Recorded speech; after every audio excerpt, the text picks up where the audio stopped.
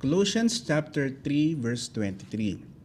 Whatever you do, work at it with all your heart, as working for the Lord, not for human master. Ang ating pong pagbubulay ay pinamagatan po nating doing our best for the best.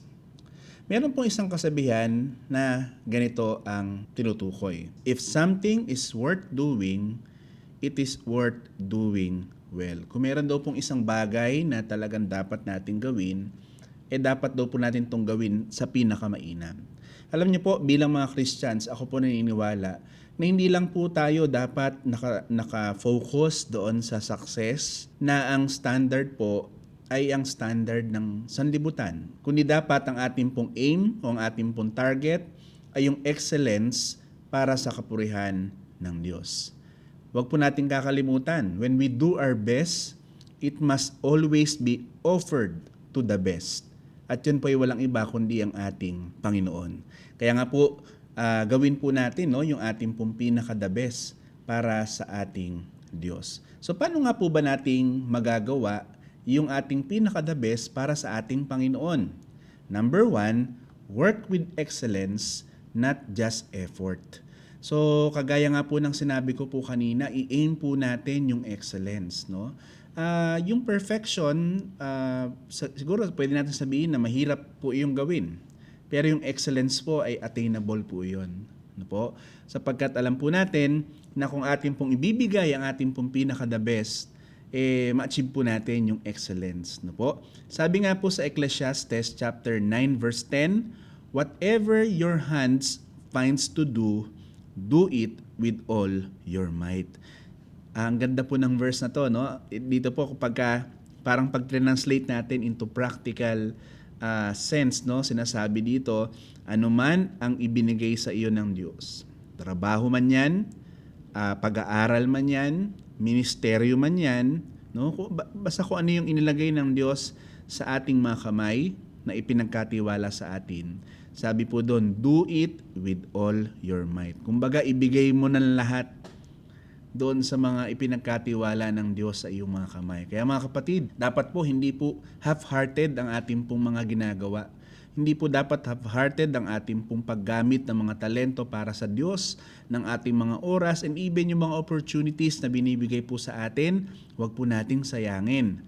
Sapagkat alam po natin na kung ipopurso po natin ng excellence, ang mabibigyan po talaga ng kapurihan ay walang iba kundi ang Diyos.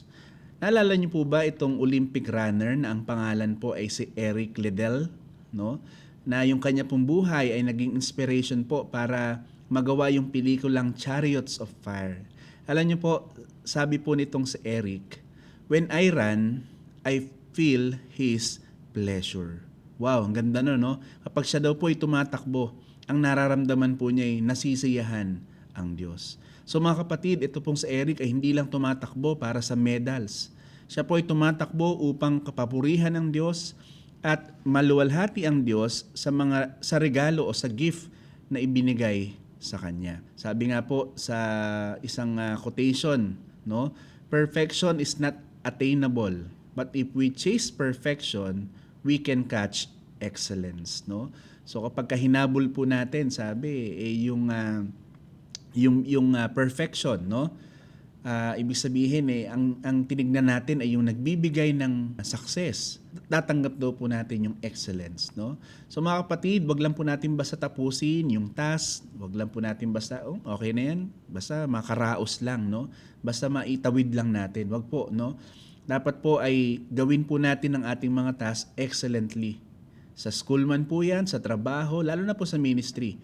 Ang ating pong pakanasain ay yung pong quality na nagre-reflect sa excellence ng ating pong Panginoon. So number 2, do it for the Lord, not for recognition. Ang sabi nga po sa Matthew chapter 6 verse 1, be careful not to practice your righteousness in front of others to be seen by them. Pagka dinigest po natin itong talata na ito, yung po palang salitang righteousness na ginamit dyan, ang ibig sabihin po ay uprightness, doing what is right before God.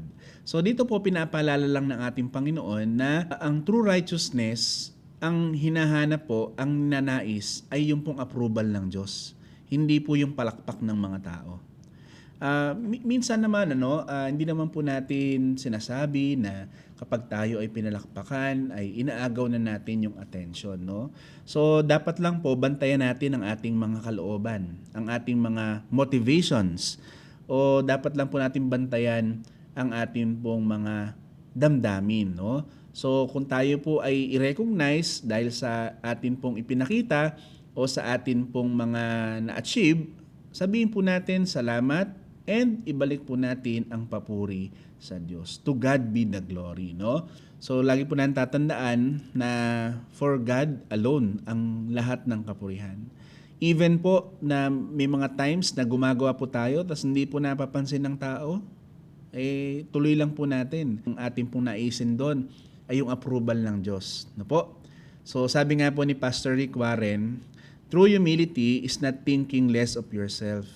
It is thinking of yourself less. Kumbaga yung sinasabi po dyan na pagpapakumbaba, hindi yung parang minamaliit mo ang tingin mo sa iyong sarili. Kung hindi, ang pagtingin mo sa sarili mo ay kulang, lalo na kung wala ang Diyos. No? So ibig sabihin po, dapat ang maihayag ay ang kabutihan ng Diyos at hindi po mahayag ang ating mga kagalingan. Sapagkat sa totoo naman, wala tayong magagawa kundi lang din po dahil sa ating Panginoon na nagbibigay po sa atin ng kakayahan. And number 3, give your best because Christ gave His best. Wow, ang ganda po nun. Give your best because Christ gave His best.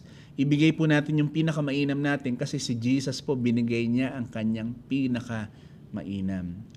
Sabi nga po sa Romans chapter 12 verse 1, offer your body as a living sacrifice, holy and pleasing to God. This is your true and proper worship. So pagka po tinignan po natin yung salitang worship, no, ang ibig sabihin po niyan ay service offered to God, paglilingkod na iniaalay sa Diyos. So ibig sabihin po mga kapatid, ang pagpupuri po pala hindi lamang limited sa mga singing, sa dancing, no, sa playing instruments. Okay, so sa anuman po mga bagay na ginagawa po natin, lalo na nga po't ginagawa natin para sa kapurihan ng Diyos, ito po ay nakalulugod po sa Kanya, no? So, binibigay po natin ang pinaka-the best po natin, not out of duty but out of gratitude. Kaya po tayo naglilingkod kasi yun po ay pagpapasalamat natin sapagkat ang Diyos binigay po niya ang kanyang buhay sa atin. Sa paano pong paraan? Siya po ay pinako sa krus para sa ating mga kasalanan. At ang pinakamagandang response po natin ay ibigay po natin ang pinaka-the best pabalik sa Diyos sa lahat ng atin pong mga ginagawa. So kung kayo po ay estudyante, gawin niyo po yung pinakamainam para kayo po ay makakuha ng mga mataas na grades. Kung kayo po ay isang trabahador, maging tapat po kayo sa inyong trabaho. Maging honest po kayo sa inyong mga trabaho. At kung kayo naman po ay naglilingkod, ibigay po natin yung pinaka-the best po natin. Ibigay po natin yung ating pong pinaka-mainam. Noon daw pong 1873, meron daw pong isang missionary na ang pangalan po ay si David Livingstone. Siya po ay mahina na at nagkasakit po siya nung siya po ay nasa Africa. Alam niyo po ba ang kanyang panalangin? Sabi po niya, Lord, I will place no value on anything I have or may possess except in relation to the kingdom of Christ.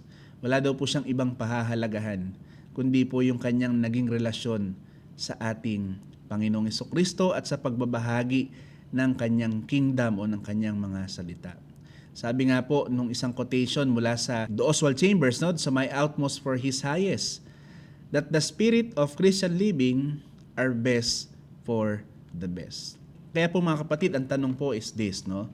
Am I offering my best to God in my family, work, ministry, and personal life? Nawa mga kapatid, no, masumpungan po tayo ng ating Diyos na ibinibigay po natin ng ating pinaka-the best sapagkat siya ang pinaka-the best. Muli ito po ang inyong Kuya Pastor Brian Chester Cruz.